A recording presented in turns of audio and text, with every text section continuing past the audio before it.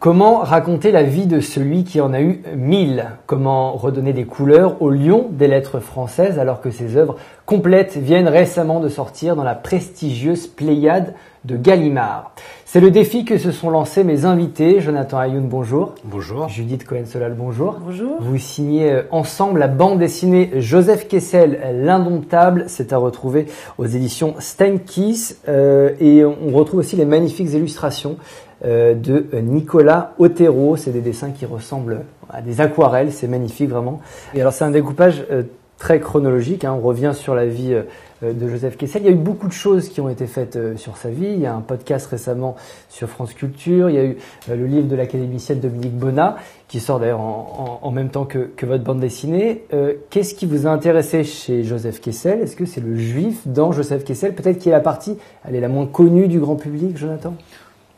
Dans tous les cas, ce qui est sûr, c'est qu'on s'est intéressé depuis longtemps à Joseph Kessel, avant même qu'il entre dans la Pléiade il y a 4 ans. Donc c'est un projet qui est là dans nos têtes, on va dire, depuis un certain temps. Et il est certain qu'il y avait quelque chose que nous cherchions. Nous ne savons pas ce qu'on cherchait à creuser de plus que ce qui a été fait, mais on voulait en comprendre un maximum sur lui. Et pour comprendre un maximum sur lui, là où peut-être on a voulu en effet expérimenter, investiguer, c'est sa part juive, en tout cas la relation qu'il entretient avec sa judéité, qui en réalité est mise à distance dans ses récits, mais en réalité très présente dans sa vie. La grande force de votre récit, c'est cet enregistrement que vous avez retrouvé, écouté, que vous avez travaillé. Comment ça s'est passé ? Alors en fait, il y a le filleul de Joseph Kessel, qui avait un rapport très proche avec lui jusqu'à sa mort, qui, quelques années avant sa mort, il était retiré dans sa maison à la campagne. Et en fait, il a fait ce qui est donc le dernier entretien avec Joseph Kessel. Il en attendait beaucoup et il a pensé que Joseph Kessel allait se livrer et allait dire des choses... Baron, c'est ça. Voilà, Jean-Marie Baron, et qu'il allait se livrer. Et Joseph Kessel est beaucoup plus malin que ça. Donc, à la fois il s'est livré, mais à la fois il a continué à se dissimuler dans ses entretiens. Donc, Jean-Marie Baron, que Jonathan a retrouvé, parce qu'il avait, lui, publié un tout petit livre, et il nous a dit, bon, moi j'en ai tiré ce que je pouvais, mais je ne sais pas, peut-être que vous pourrez en faire quelque chose d'autre. Je vous laisse les cassettes. Donc, un cadeau merveilleux de Jean-Marie Baron, qu'on remercie toujours, qu'on remercie bien sûr dans le livre. Et alors, à ce moment-là, on s'est mis à écouter les cassettes. Et il est vrai que il y avait des choses à trouver. Il fallait en fait faire un travail j'ai envie de dire, d'archéologue à travers ce qu'il disait, le recouper avec des choses qu'il avait dites et surtout qu'il avait écrites, mais pas en disant que c'était de lui qui parlait, c'est-à-dire dans Le Tour du Malheur, qui est un livre qu'il a mis 20 ans à écrire. C'est ça. Une autobiographie fictionnelle. Et il parle pas de lui, c'est un avocat, le héros. Mais en fait, voilà, on considère que c'est un mélange du personnage de Torres et de Kessel. Mais néanmoins, là, on a entendu ce qui était dans la cassette, à travers ce qui était écrit là. Et donc, c'est comme ça qu'on a pu retrouver aussi le parcours de ses parents, l'importance et donc à travers ça aussi cette question de judaïté. Et ce Jean-Marie Baron, quand il enregistre Joseph Kessel, il a le sentiment d'assister à quelque chose pour l'histoire. C'est un témoignage pour l'histoire ou il est moins naïf que ça ? Comment ça se passe ? Comment vous l'avez ressenti ? Il est certain que Joseph Kessel lui a dit viens m'enregistrer, il était au soir de sa vie, viens m'enregistrer, c'est un témoignage qu'il est important que je livre. Donc Jean-Marie Baron, qui était son filleul, avait un lien qui n'était pas celui d'être le professionnel journaliste qu'il va devenir, et critique et grand critique qu'il va devenir. Et écrivain aussi d'ailleurs. Mais il vient l'enregistrer pour garder une trace. Il sait qu'il en fera un livre un jour. Mais il regrette avec le temps, parce qu'il était très jeune, il regrette avec le temps de ne pas l'avoir plus peut-être poussé dans ses retranchements.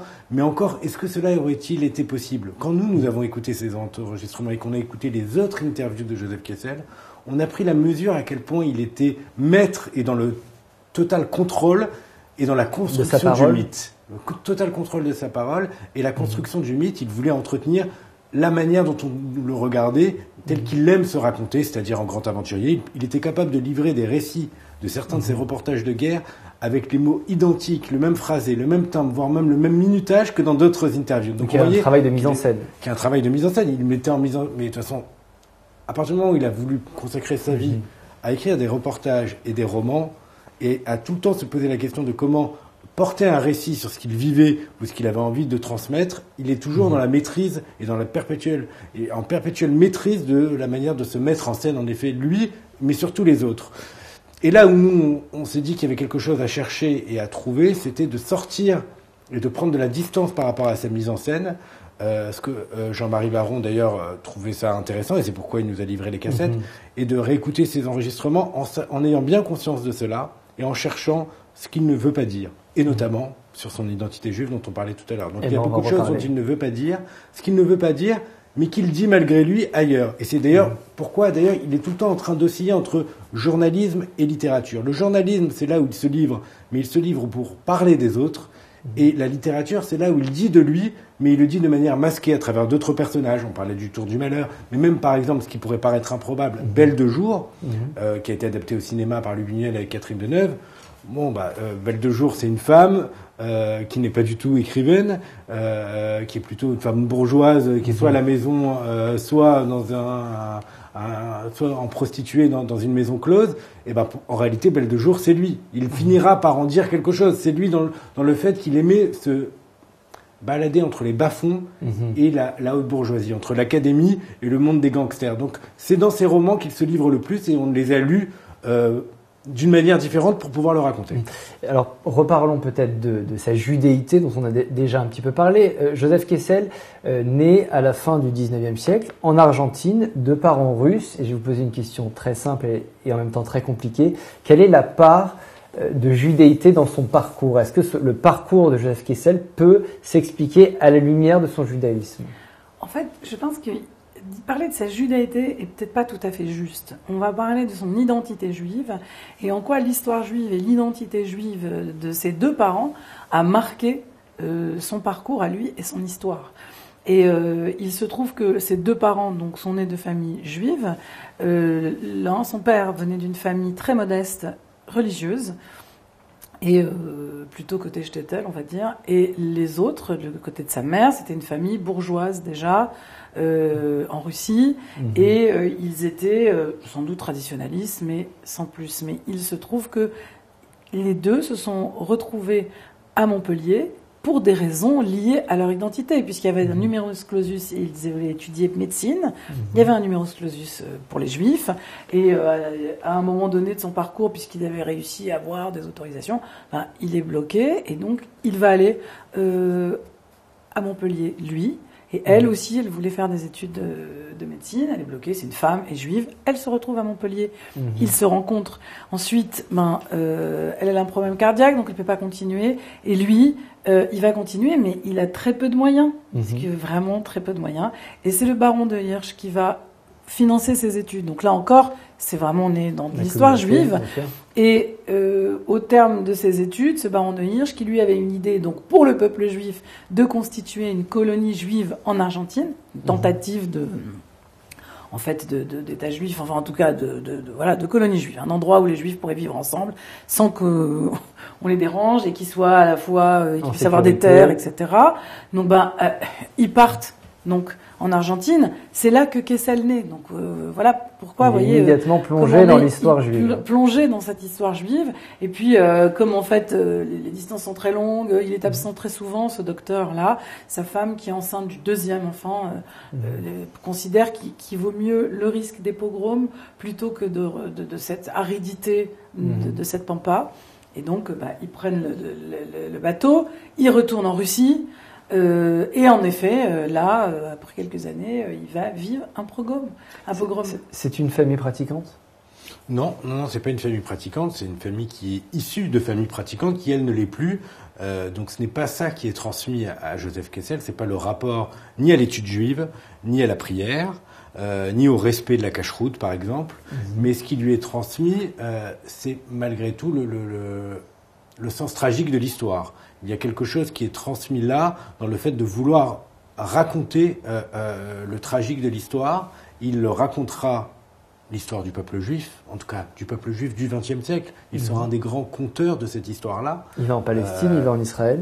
Il va en Palestine dans les années 20. Il va en Israël en 48, il obtient le visa numéro 1. Donc c'est le premier visiteur étranger de l'État d'Israël. En termes de rendez-vous avec l'histoire, on ne peut pas faire plus.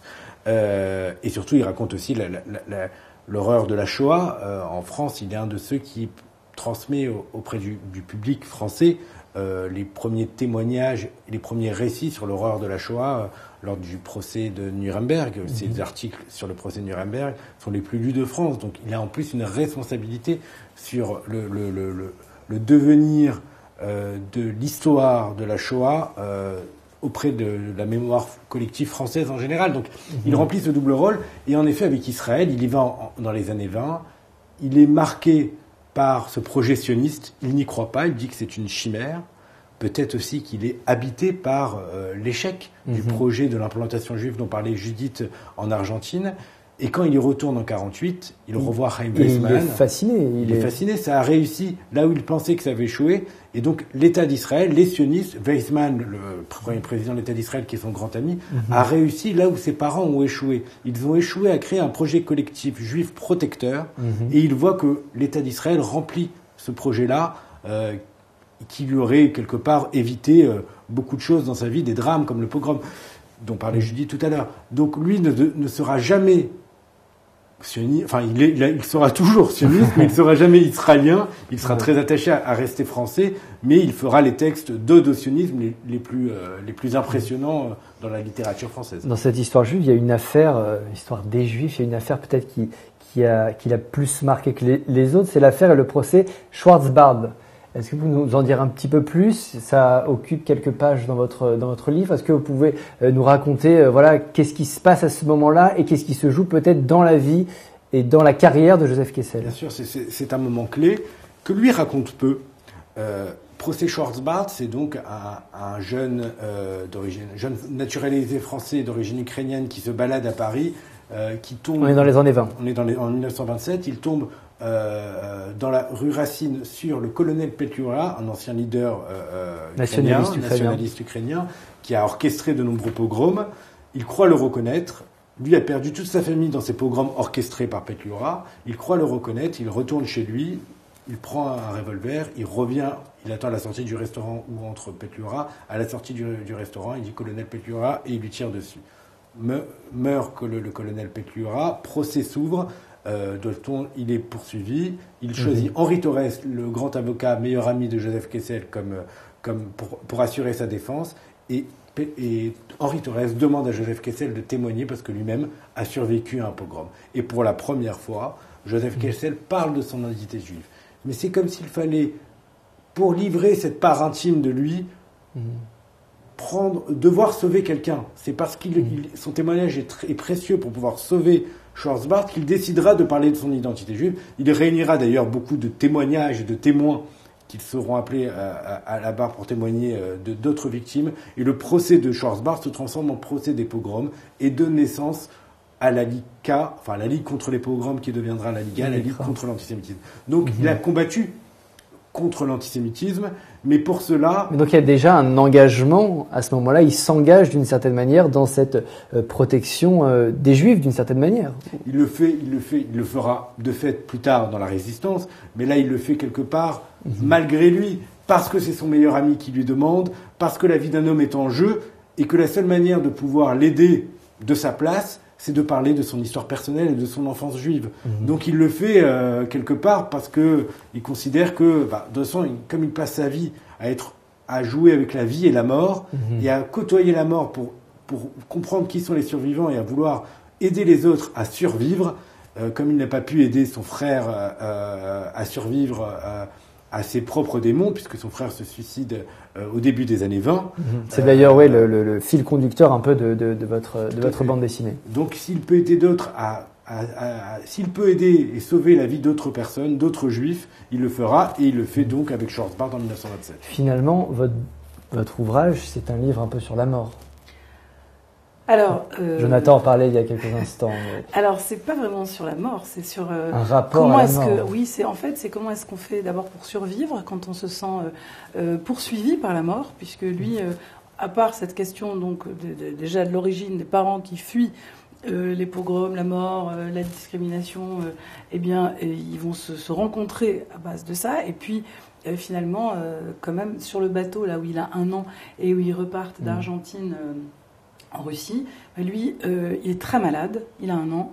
Et il va mourir en fait, ouais. Oui, et carrément, le petit cercueil a été construit pour lui. Et il va être sauvé parce qu'on trouve à ce moment-là du lait d'ânesse. Bon, il va être sauvé. Donc déjà, il a 1 an. Et à travers cette histoire d'aventure, de voyage, d'aller-retour, il a sa vie en danger. Donc on peut dire que déjà la mort est présente. Ensuite, il va donc vivre un pogrom, mais il vit aussi avant le pogrom tout ce qui est les menaces, l'inquiétude, justement.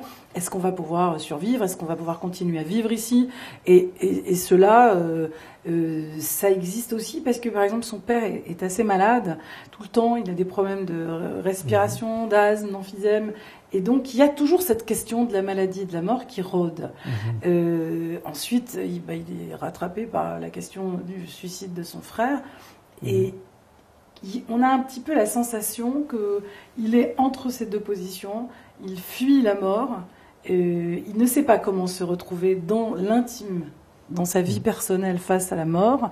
Et c'est comme si dans ces moments-là, encore plus spécifiquement, parce que c'est suite à la mort de son frère et suite à la mort de sa femme qu'il va faire son premier grand reportage et son premier grand roman, il y a l'écriture et il y a l'aventure, aller se confronter à des combats, à des lieux où des gens se confrontent à la mort. Il fuit la mort, mais il recherche la guerre. Enfin, il recherche la guerre. Il va souvent sur le front, soit en tant que journaliste, soit en tant que résistant. Il y a une fascination aussi pour la guerre, d'une certaine manière. Pour la guerre et pour être au plus proche de la mort, en effet. Pour la défier, il faut être en première ligne. En première ligne, c'est les zones de guerre. Donc, il y a l'Irlande, il y a l'Afrique, il y a la résistance, l'Espagne, la guerre civile. Il y a la guerre d'indépendance dans l'État d'Israël aussi, où il échappe à la mort à 2 reprises, notamment dans le Jourdain. Et en effet, la guerre le fascine jusqu'en 1940. Et 1940, la Seconde Guerre mondiale, notamment les témoignages qu'il recueille pour l'écriture de l'Armée des Ombres à Londres avec les grands chefs de la Résistance. Oui, il recueille les témoignages de tous les chefs effectivement, de la Résistance, donc de fait de tous les bords politiques, comme l'est la Résistance, et ça lui permet d'écrire ce grand livre sur la Résistance, ce grand livre de la Résistance qui est l'Armée des Ombres, et puis à la découverte des horreurs de la Shoah au procès Nuremberg, et puis plus tard au procès Eichmann. Il ne veut plus couvrir la guerre, il n'y a plus de fascination pour le jeu de la vie et de la mort par la violence guerrière.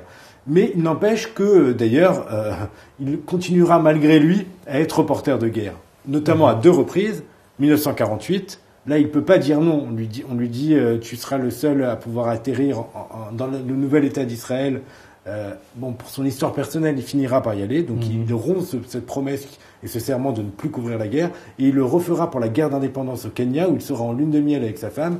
Et là, il peut pas se comporter en touriste, il peut pas regarder ailleurs. Donc, il retourne encore une nouvelle fois sur la zone de guerre et pour en rendre compte. Mais tout cela est lié à son premier reportage de guerre. Parce que son premier reportage de guerre qui lui donne la célébrité, qui lui permet d'atteindre une célébrité tout de suite, c'est en Irlande. Les guerres d'Irlande. Le chef de l'armée britannique lui dit « Sans vous, on aurait noyé tout cela dans le sang ». En d'autres termes, la presse a une responsabilité immense à ce moment-là pour éviter les massacres. Et il sera tout le temps habité de cette responsabilité-là de témoigner par l'œuvre journalistique pour empêcher des massacres. D'ailleurs, il dit, vous l'écrivez dans votre ouvrage, « J'ai trop vécu, pas assez écrit ». Bon, il a quand même fait plus de 80 textes, plus de 80 récits. Elle vient d'où cette insatisfaction qui semble chronique chez lui? Il a le complexe de l'imposteur, je pense, de manière très importante, puisqu'il dit, quand il va aller à l'Académie française, il dit qu'il reçoit les honneurs qu'il aurait eu s'il avait été l'écrivain qu'il aurait été. En 1962. Donc, c'est déjà, sa vie est bien avancée, et il garde ce complexe de l'imposteur. Alors non, ce n'est pas juif, mais c'est souvent relié à des gens qui ont tout le temps cette sensation, justement, puisqu'il naît, lui, et il vit dans un contexte où on n'a pas le droit d'eux, on a le droit d'eux, les juifs n'ont pas le droit d'eux, on est toujours empêché de quelque chose, on n'est pas reconnu, on est toujours un étranger, donc on n'en est pas. Donc il y a quelque chose où c'est compliqué d'en être. Et lui, il essaye avec ça d'en être. Il est toujours donc entre les deux, puisqu'il en est des écrivains donc avec du prestige, mais il en est aussi, comme disait Jonathan tout à l'heure, des bas-fonds. Il est attiré par la canaille. Il boit beaucoup, donc il est aussi noctambule. Donc la nuit, il va dans des lieux où il a toute une faune différente avec laquelle il noue aussi, avec laquelle il noue des relations et qui le respectent. Ce sont des gens qui le respectent à la fois. C'est-à-dire que d'une certaine manière, il y a des codes qu'il partage avec ses laissés pour compte.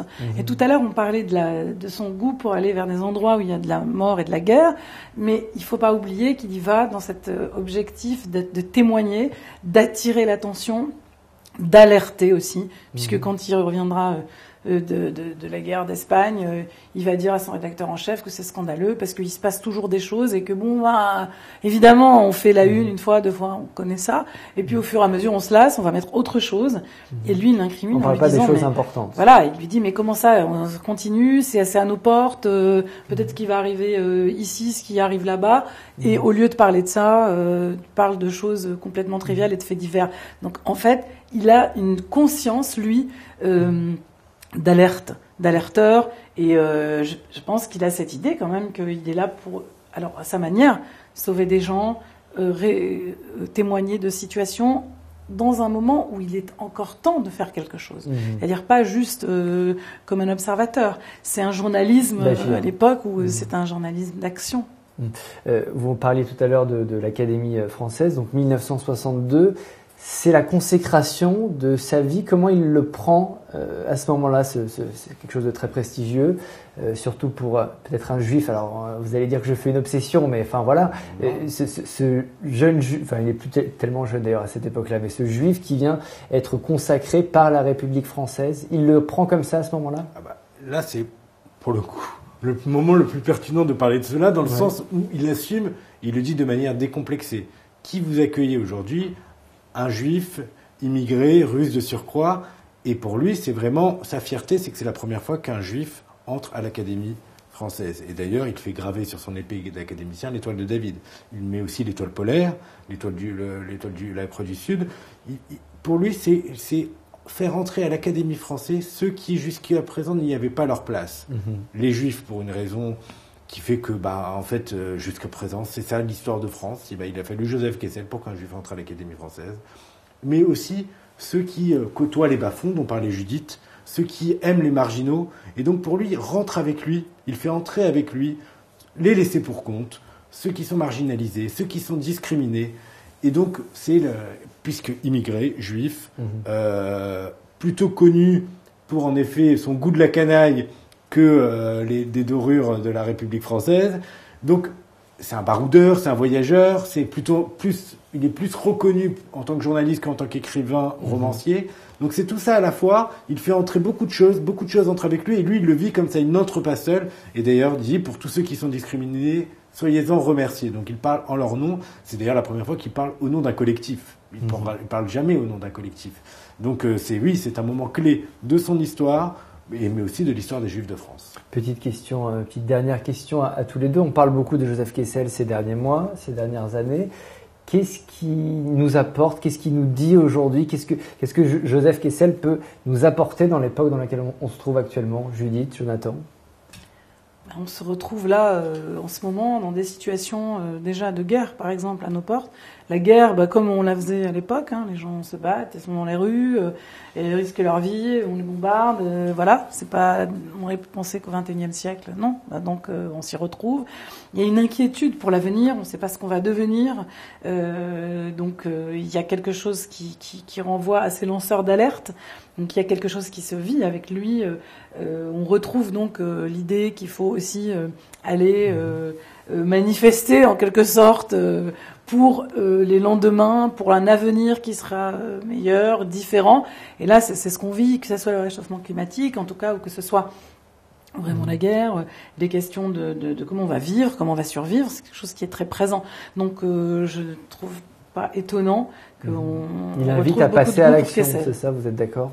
Oui, il invite à passer à l'action et à considérer qu'il ne faut ne pas se laisser enfermer dans des cases et que le monde de la littérature ou par exemple le monde du journalisme est des mondes où l'on doit et où l'on peut circuler, et c'est même d'ailleurs très intéressant. Et c'est vrai qu'aujourd'hui d'ailleurs ces mondes sont de plus en plus séparés, là où en fait ils ont chacun à leur manière une manière de raconter l'histoire très importante, et quelque part il vient déjouer tous ceux qui veulent faire œuvre de snobisme, ou de considérer qu'il y a des œuvres tout simplement qui sont majeures par rapport à d'autres, la littérature d'élite plutôt que la littérature populaire. Non, il casse les codes et il veut casser les barrières entre les différents mondes. Donc il circule et il nous propose de circuler, c'est un beau message pour aujourd'hui. Et vous cassez aussi les codes avec cette belle bande dessinée dont je rappelle le titre, Joseph Kessel, L'Indomptable. Merci à tous les deux d'avoir répondu à mes questions.